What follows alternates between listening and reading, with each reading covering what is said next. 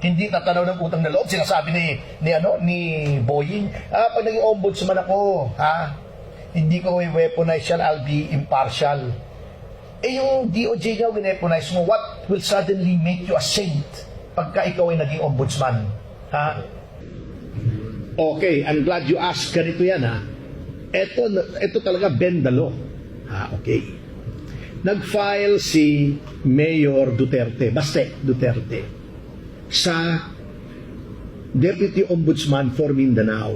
Dinakit. Bakit dinakit? Kasi there was a memorandum dated May 5, 2025 from then Ombudsman Samuel Martires saying na yung practice na pag may final na kaso, ini-evaluate pa bago idakit. Tanggalin na natin yan. Bakit? Nagiging source of corruption. Doon nakukuha yung mga parking fee na, wag mo, evaluate mo muna yan, wag mo idakit para wala akong record. Okay. Yung sa akin, final ko ng September 15 against Remulla and Director Santiago. Very clear po yung case nila, inaresto nila si Cassandra Leong, walang warrant. Inamin yung mga NBI agents nung tinross examine ko sa Pasay City, wala silang hawak na warrant. Okay. Hindi dinakit. Nung tinatanong ko, bakit hindi nyo dinadakit? Meron daw bagong rule, ayaw naman pakita sa akin, na sinasabing hindi na effective yung automatic docketing, balik sa evaluation. Pero, yung final ni na Secretary Dizon doon sa mga DPWH officials, dinakit nila. Okay. Dinakit nila. So, iba na ang treatment. Yung sa akin, ayaw na idakit. May tinuturo sila na hindi daw automatic docketing. So, pinloading nila. Ito ang mas masaklap. Yung sa Mindanao, para lang mabigyan ng clearance si Remulla, nakadakit na. Inandakit nila. Fact check nyo. Inandakit. Tinanggal yung dakit. Para paglabas sa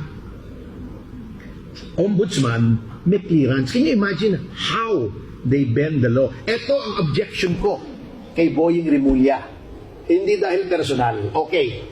Number one, bear with me, alam kong mutum na kayo.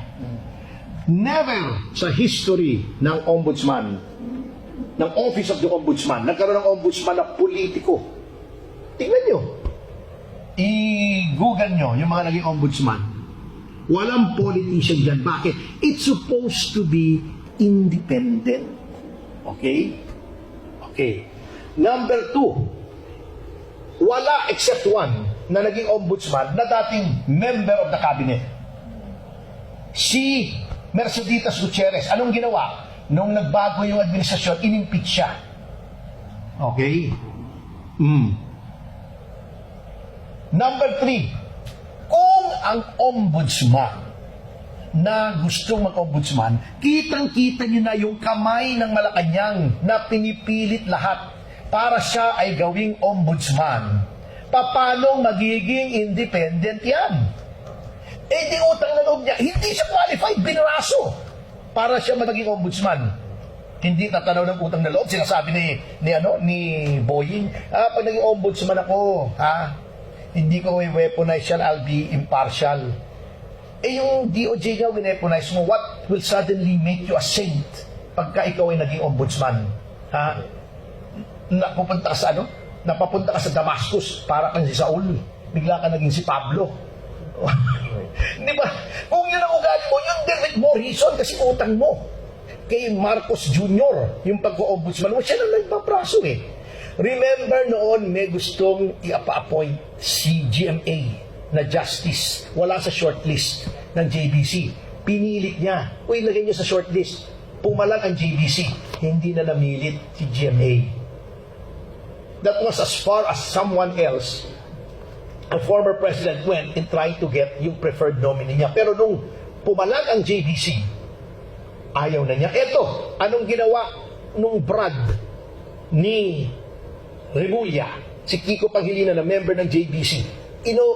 Pinauro niya yung deliberation.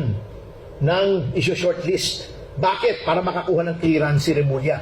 Para magkaroon ng time na i-dismiss yung kaso ni Amy Marcos. Kita nyo how they manipulate it. Then independent ka. Kung si Kiko Pangilinan na may kaso, yun ang naging responsible kaya naurong yun at naging ombudsman ka.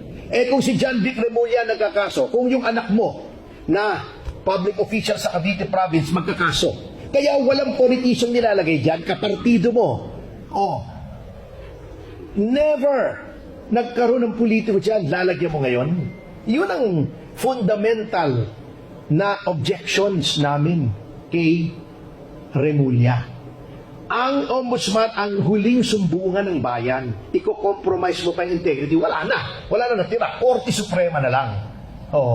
DOJ, political yan.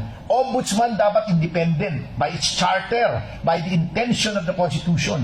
Gagawin mong compromise ang leader bata mo. I mean, let's not mince words, di ba? Wala na. For 7 years, wala na maniniwala sa ombudsman. Lagi kami nagdedemanda sa ombudsman. Magdedemanda ka pa kung si Remulla nandyan, alam mo, walang pag-asa. At ngayon pa lang, binibend na nilang rules ng ombudsman para paboran, para maipasok ng ombudsman si Remulla. Hindi ba tayo naaalarma niyan? Di ba? Thank you. Thank you, Doc.